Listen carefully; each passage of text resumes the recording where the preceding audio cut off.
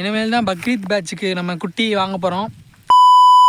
Hello மக்களே, எல்லாத்துக்கும் வணக்கம். ஆட்டிலேருந்து குட்டி போட்டு நம்மளோட குட்டியை விற்கிறது லாபமா, இல்லை நம்ம தனியாக குட்டியை வாங்கி அதுக்கு நம்ம தீவனம் பண்ணி அதை விற்கிறது லாபமா அப்படின்னு நம்ம இந்த வீடியோவில் பார்க்க போகிறோம். இப்போ பார்த்தீங்கன்னா நம்ம அப்பா பார்த்தீங்கன்னா ஆடு வச்சிருக்காரு. 50 ஆடு இருக்குது நம்மள்ட்ட. பார்த்தீங்கன்னா நம்ம தனியாக கோட் ஃபார்ம் ஆரம்பிக்க போகிறோம். எப்படின்னு பார்த்தீங்கன்னா குட்டியை வாங்கி தனியாக நம்ம குட்டிக்கு தீவனம் போட்டு இந்த மாதிரி நம்ம மேய்க்காமையாவே நம்ம செட்டுக்குள்ளேயே வச்சு தீவனம் போட்டு மட்டும் வச்சு நம்ம வளர்க்க போகிறோம். அப்படி வளர்த்தா லாபமா, இல்லை இந்த மாதிரி வருஷம் பூரா வெயிலில் அலைஞ்சு ஆடு மேய்ச்சி அந்த ஆடு போகிற குட்டியை வளர்த்து அப்படி விற்றா லாபமானு பார்க்க போகிறோம்.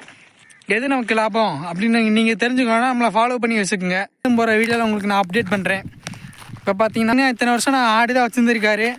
அவர் இந்த மாதிரி வச்சு தான் டீ மட்டும்தான் விற்பாரு. ஆடு பார்த்தீங்கன்னா அவரே தான் வச்சுக்குவாரு. நம்ம இனிமேல் தான் பார்த்தீங்கன்னா கோட் ஃபார்ம் ஆரம்பிக்க போகிறோம்.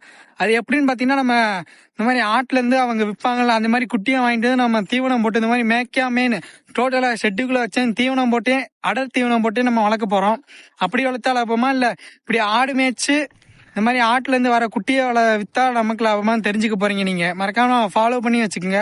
அப்போனா மேலும் போகிற வீடியோஸ்லாம் உங்களுக்கு அப்டேட் ஆகும். இப்போ பார்த்தீங்கன்னா ஃபஸ்ட்டு ஸ்டெப்பாக நம்ம கோட் ஃபார்ம் ஆரம்பிக்க நம்ம ஃபஸ்ட்டு ஸ்டெப்பாக என்ன பண்ணியிருக்கோன்னு பார்த்தீங்கன்னா செட்டு தான். நம்ம செட்டு பார்த்தீங்கன்னா நம்ம ஏற்கனவே இருக்குது, நம்ம ஆட்டுக்கு போட செட்டே இருக்குது.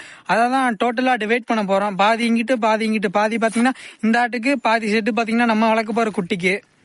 குட்டி வாங்க போகிறதுக்கு இன்னும் எவ்வளோ செலவாகுது, என்னென்ன தேவைப்படும், நம்ம குட்டிக்கு தீவனம் போடணும், அதுக்கு நம்ம பார்த்தீங்கன்னா செலவாகும். ஏற்கனவே நம்ம முன்னாடியே காசுலாம் ரெடி பண்ணி வச்சாச்சு.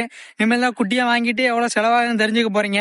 நம்ம அந்த குட்டியை வாங்கி எப்போ விற்க போகிறோன்னு பார்த்தீங்கன்னா இந்த வர போகிற பக்ரீத் தான் நம்ம வெயிட் கெயின் பண்ணி விற்க போகிறோம். மறக்காமல் நம்மளை ஃபாலோ பண்ணி வச்சுக்கோங்க.